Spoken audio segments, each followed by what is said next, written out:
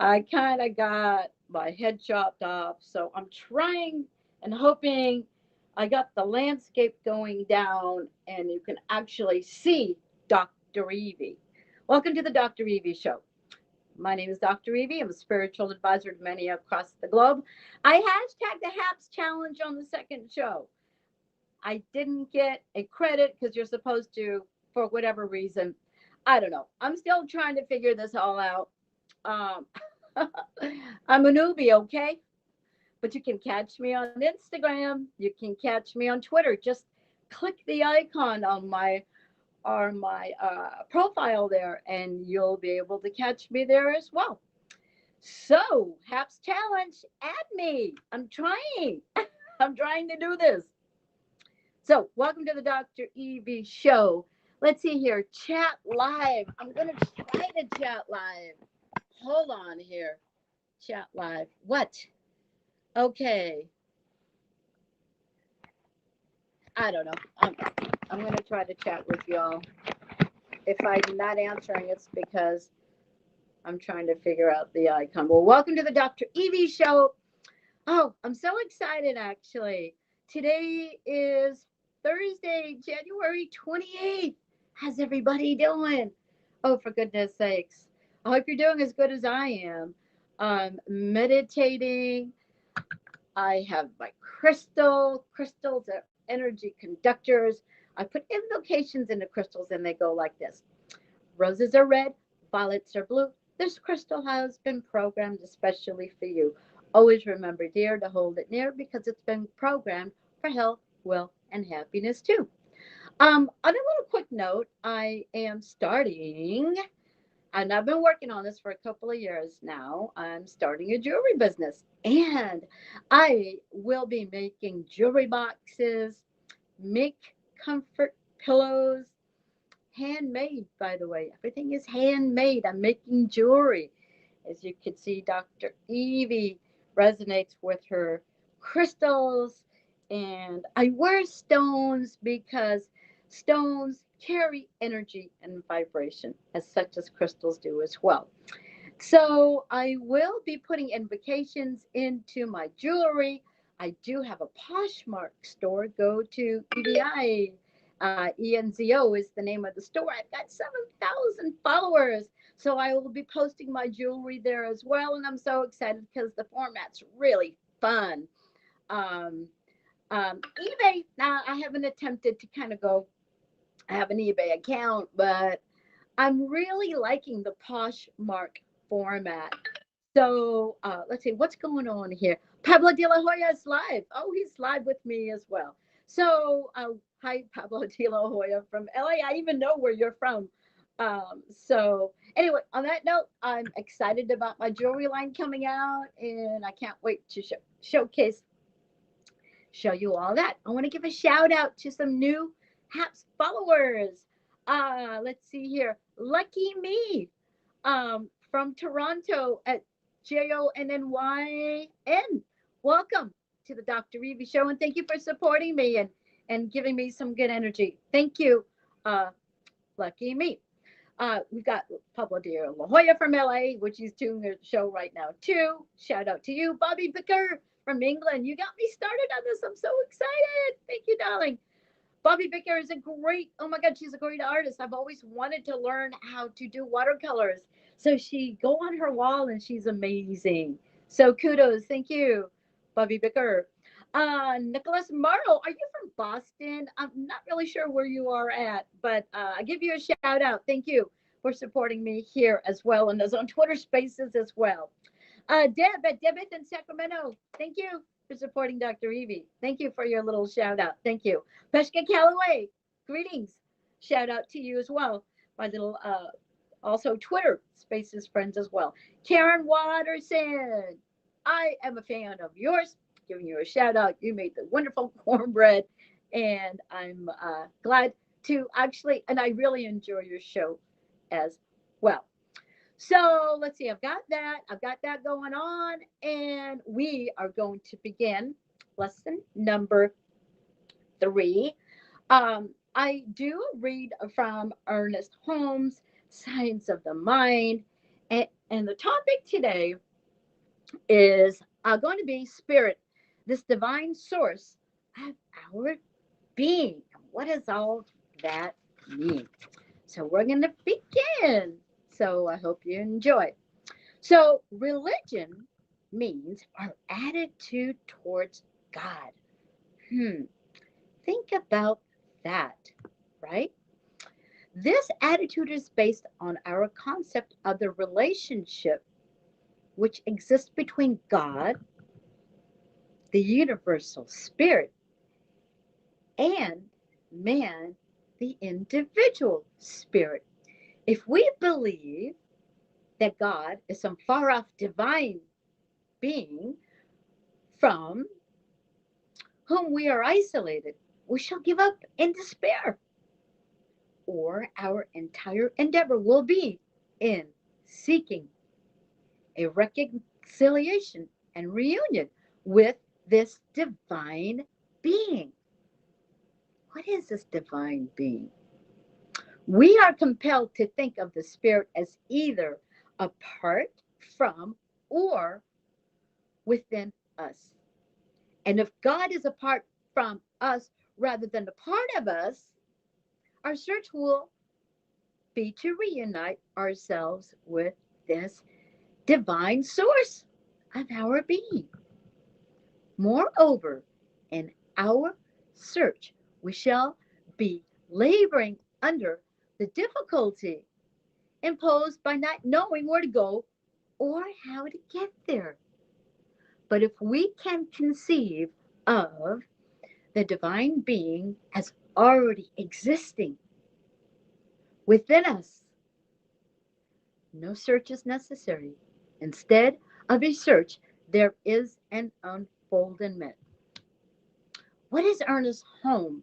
What does that mean? What does he mean by that? I'm going to give you my interpretation of this short little paragraph. What is religion and what is God? Religion, what is the concept of that? If we seek a religion and we go seeking for it, what are we looking for? If you go within yourself and you seek wisdom and knowledge in your search, what is that unfoldment? Where does that lead you? Where does it begin? It begins with you. And what is it? It's within us.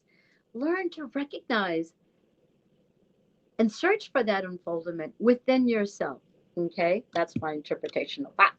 How did you like that? Again, if we conceive of the divine being as separated from us, any communication must be across the void which separates us.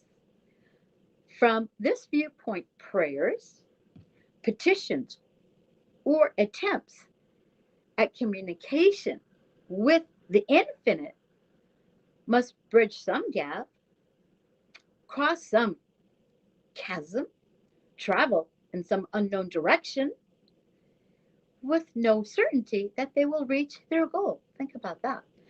Communion with the infinite is possible only on the supposition that the infinite is omnipresent and, if omnipresent, at the center of our own being. All religions are attempts to interpret man's relationship with this indwelling and overarching infinite, with a spirit which fills all nature, all time, all space with its presence. The purer the religion, the more completely has it approached an attitude of unity, a complete oneness between God and man. Jesus boldly declared, "He that hath seen me hath seen the Father." The purer the form of the religion, the more perfectly has it presented the idea of an indwelling presence which directly responds to man's thoughts. Okay, I'm going to try something here. Hold on. Okay, messages. Huh. There's a red button here. I don't know what's going on, so I don't like red. Red means probably that it doesn't go on. Okay, I'll try to deal with that. This is only class 3, so I'm I'm trying to even get to invite people. I don't even know where the invite button is. Pablo de la Hoya, I know you're with HAPS. I wish you can help me out on that, but I don't know. I'm just still trying to figure this whole wonderful concept of HAPS out. So the recognition that the spirit thinks through our thought and expresses itself through our acts must necessarily create an intimacy which makes divine communion more real and more beneficial than would any concept based on the thought of God as separate from our lives. A true religious concept is an indispensable aid in spiritual mind healing. The mental practitioner has a better chance of success when he believes in the indwelling spirit, when he believes that God's work is already accomplished and perfect, even though it is eternally unfolding. Moreover, his words will have more power when he believes that they are power and he endows them with power in such degree as he senses the divine presence back of them. What does that mean? Ernest Holmes is trying to tell you and me that the one that, let's say, preaches the divine thought and whatever religion that may be, depending on wherever you are and what country you are in this world. I've studied and read Buddhism, Hinduism, Kabbalism, and the one source, which is the common denominator, is what? Is the belief. Our belief in spirit and in the divine. Okay. The one who's relaying the message must be a divine believer in the infinite and this in full admit that this preacher or priest or teacher is trying to relate to you. That belief must be within, and that belief must be strong. Okay? That's Bane growling. You're such a good boy. Oh, I hope you're enjoying the lasers behind me. I don't know if you can see that in the background. I'm hoping, gosh, I'm so hoping I have a panoramic view here. You have a view of the whole background. I've got to still figure this out. Okay. So, this inner testimony of the soul is real and valid. Who can deny the artist the privilege of appreciating beauty? We all know that as a result of his sense of beauty, he creates the beautiful, which is the object of art. We know that some artistic productions surpass others, and we recognize that back of them is a deep impression, a subjective feeling. We have not weighed or measured the reality which the artist contemplates, and yet we have evidence of it in his work. The mental science practitioner whose mind is filled with spiritual awareness will speak a more powerful word than the one who rests his claim solely on the law of cause and effect. The practitioner whose thought reaches the highest spiritual level will demonstrate that his word has the greatest power. The fact that the law of mind knows only how to obey and has no purpose of its own to execute demonstrates the proposition that a higher attitude of thought will find a corresponding higher level of manifestation, just as water will reach its own level by its own weight. It is in this sense that a true religious perspective is necessary to effective mental practice. The law, being a doer and not a knower, never acts of itself. It merely reacts. The word of spirit is the enforcement of this law. How can we expect a result to rise higher than its cause? It is self evident that there is a coordinating spirit, and this coordinating spirit must have within itself a prototype or a perfect idea of every form. What does that mean? The prior lesson that I had was the lesson before this one. Ernest Holmes paralleled the fountain of life, the fountain of life, the parallel of the water flowing and reaching its course without obstruction, used as an obstruction of the water flowing as your spirit. If you And you create your own obstruction within your mind, which is the law of cause and effect. The cause and effect is your thought. Effect is the outcome of that thought. Depending on your unfoldment and where you are, your thought processes, you control that thought. Where does it come? It comes from within. That unfoldment also pertains to the spiritual aspect of the God within us, because it is all within you and that perspective of what you are thinking. Okay. Which is the law being of the doer and the knower.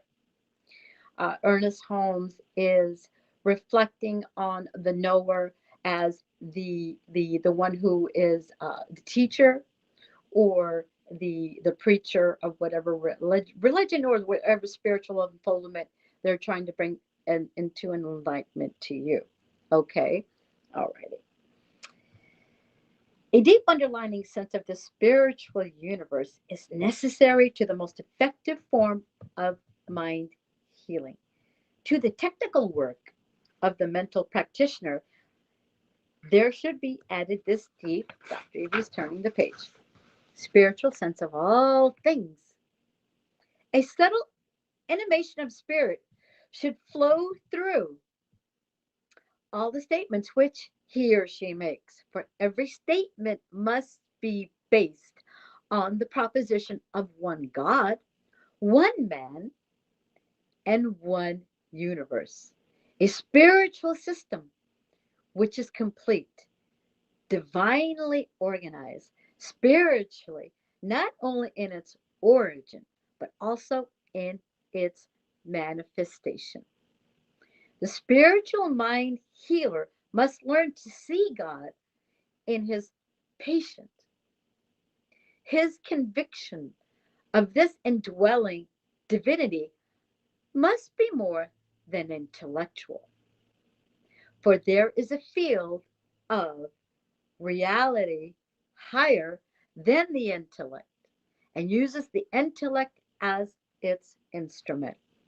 We should not decry the intellect since it gives shape and form to this inner feeling, but without the feeling, nothing comes into being. This has been referred to as the spirit and the letter of the law. And we have been told that the letter without the spirit does not quicken. Applied to mental healing, this means that the words we speak must have a deep meaning to us, and we must sense that behind them there is a power seeking expression. This power is infinitely greater than our intellect. The intellect does the best it can, but unless it is directed by the spirit, it finally succeeds in reaching only a gigantic negation, a complete denial of its own existence, a repudiation of the supreme fact of existence, which is the act of directly experiencing spirit. You could not convince one who has had such an experience that it was an illusion or a hallucination. For this inner testimony of the soul is valid to the one who has it.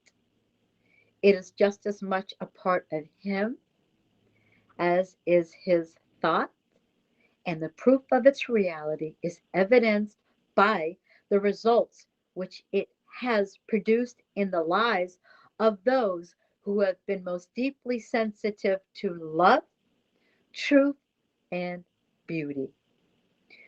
To come into closer daily contact with this supreme source of wisdom and illumination should be the earnest desire of every worker in this field. What does that mean? Ernest Holmes is telling us that the inner manifestation of thought and belief that one has as an individual, as oneself, the spirit that lies with each and every single one of us, is the divine source and the law of one. What is that one? It is the infinite. In the 13th class I'm at on Instagram, I am reading from the Crystal Connection, and I'm at an advanced class 13. This pertains to where I am over there. It's called the UEN, which is the Universal Energy Network. When one has tapped into the Universal Energy Network, Ernest Holmes also speaks about, and what we're going to be talking about is the collective consciousness. We all have the collective consciousness. When we tap into the divine, that infinite source, that that love that we feel is very well executed and outpoured into what we do in our daily lives, which is very important. Okay? Okay. Appreciation of human experience will be quickened rather than slowed through unity with his indwelling spirit. When a person learns to see God in everyone, he will become more spontaneous. He will feel a deep and abiding inner joy. Our spiritual experiences reach us higher levels at some times than at others, and we should seek to bring the inspiration of these momentous moments of illumination into our everyday living. If the philosophy of Christianity were lived, wars would cease, unhappiness would cease, economic problems would be solved, poverty would be wiped from the face of the earth, and man's inhumanity to man be transmuted into a spirit of mutual helpfulness. This would not mean the reducing of all persons to one common level. We are individuals in a cosmic wholeness. Each is a unique representation of the one and only mind and spirit. And since this mind and spirit is infinite, its capacity to individualize must likewise be without limit. Each may remain himself while seeing God in the other. What does that mean? When one sees the infinite God love in man, in the other, if you see our fellow man or woman with the eyes of love. And if you see God within each individual and every interaction that we've had, Ernest Holmes is saying we wouldn't have wars, we wouldn't have poverty, okay? There wouldn't be indiscretion, there would be unity because we have and we are the collective consciousness, and the God spirit is within each one of us, okay? Each may remain himself while seeing God in the other. The spiritual mind practitioner should always have a sense of this fundamental unity and should realize it is continuously differentiating itself through each one of us. Every man becomes a unique manifestation of the whole, a microcosm within the macrocosm, rooted in the infinite. He personifies it, some part of it, inseparable from it, remaining in it. He is still an individual.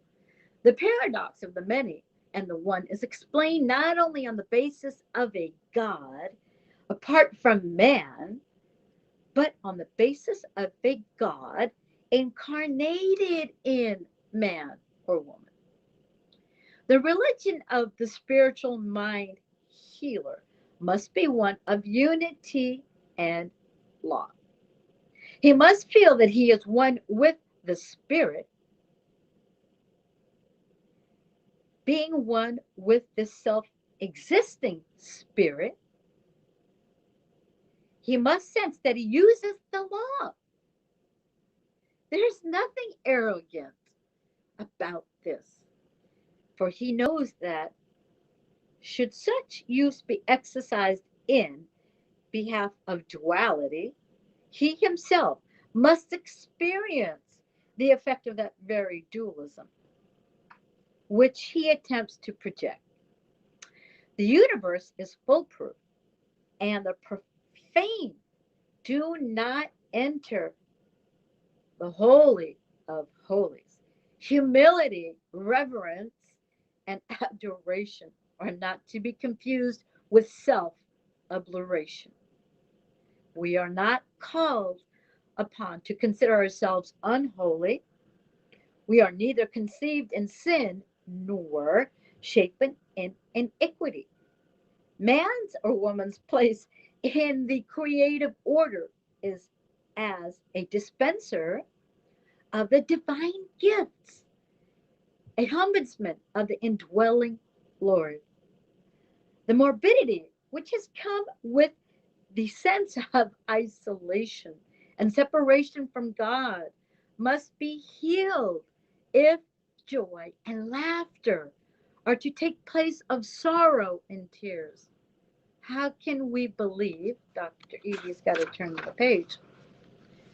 Okay. How can we believe in a weeping universe or a sad God or a melancholy first cause?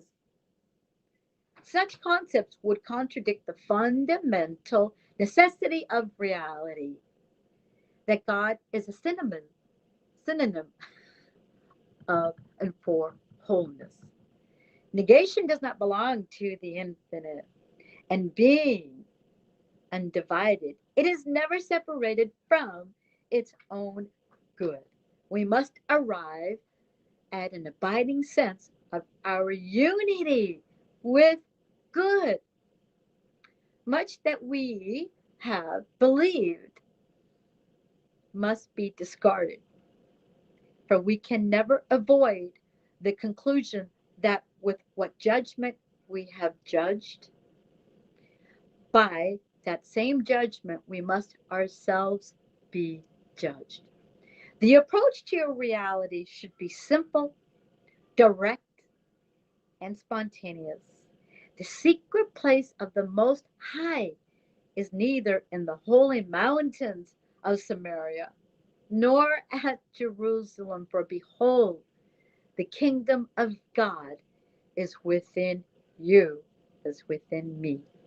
This kingdom is finished, complete, and perfect for eternity. But the manifestation of this kingdom is the eternal activity of right ideas, law, order, truth, and beauty. Man is given dominion in this kingdom by a fundamental necessity by his nature. It is impossible that this dominion should be withheld from him. There is no defect power which either withdraws from man or woman or advances toward man or woman. No more of a God is in place, one place, than in another. And in the place where man is, God is. And where man recognizes the divine presence, there the divine presence responds. Not some of it, but all of it. The communion of the soul with this over presence is a natural act. To feel that a presence greater than we are is guiding us is normal. To trust this presence is sanity. To desire that the divine eternal shall project itself through our thought is to be receptive to that greater side of our nature, which lies open to the upper reaches of thought. This is religion. And this is spirit, the divine source of our being. What does this all mean? Our divine source of our being, the conceptual presence and the unfoldment of our eternal infinite mind, is exactly that. It is within us. The divine that we hold within us, whatever that God presence that is within every man, woman, and child, even animal. The spirit of that presence and of the divine is within all of us. It is within me. It is within you. I'm going to end this little class. And here's my wonderful crystal, which I'm going to put the invocation that I put into the other one. And it goes like this: roses are red, violets are blue. Bane is expressing his thought too. This crystal has been programmed especially for you. Always remember, dear, to hold it near because it's been programmed for health, wealth, and happiness too. This is Dr. Evie sending you a star. Quick catch it. I hope you enjoyed this program. I'm going to be doing another show maybe in a couple of days. We're going to be reaching into spirituality and what that is that Ernest Holmes is trying to relate. I'm sending you a star. Thank you for joining the Dr. Evi Show. Catch me on Instagram. Click that little icon. And I am part of the HAPS challenge. I hope I am part of it. I'm trying to navigate through here. So bless me, bless you, sending you a star. Quick catch it. Dr. Evie is going to try to tap out, and I will see you later. Thank you for tuning into the Dr. Evie Show.